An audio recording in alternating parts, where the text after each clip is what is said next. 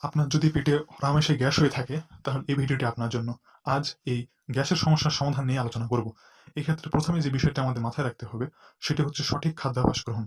সঠিক খাদ্যাভ্যাস গড়ে তোলা আমাদের জন্য অত্যন্ত গুরুত্বপূর্ণ। এক্ষেত্রে গ্যাসের সমস্যা থাকলে নিম্নোক্ত বিষয়গুলো অবশ্যই মাথায় রাখতে হবে। সেগুলো হচ্ছে, এক্ষেত্রে দুগ্ধজাত খাবার, বেশি মশলাদার বা তৈলাক্ত খাবার, কার্বোনেটেড যে সকল ড্রিঙ্কস, ডাল এবং শাকসবজি। শাকসবজির মধ্যে বাঁধাকপি এবং ফুলকপি এসব বেশি খেলে কিন্তু গ্যাস বেশি হবে। তাই অবশ্যই এই সকল যে খাবারগুলো বললাম, সেগুলো খাবারটা পরিমিত করবে। দ্বিতীয় যে বিষয়টা হচ্ছে ধীরে ধীরে খান। ভালোভাবে চিবিয়ে ধীরে ধীরে খাবার গ্রহণ করুন। এটি মুখ থেকে বিভিন্ন ধরনের লালা এবং এনজাইম নিঃসরণে সহায়তা করে। প্রোবায়োটিক গ্রহণ, দই বা প্রোবায়োটিক খাবার হজমে কিন্তু অত্যন্ত সহায়ক। গরম পানি পান করুন। হজম প্রক্রিয়া সহজ করতে অবশ্যই গরম পানির কোনো বিকল্প নেই। ব্যায়াম করুন। হালকা হাঁটাহাঁটি ও নিয়মিত ব্যায়াম করলে গ্যাসের সমস্যা অনেকটা কমে যায়।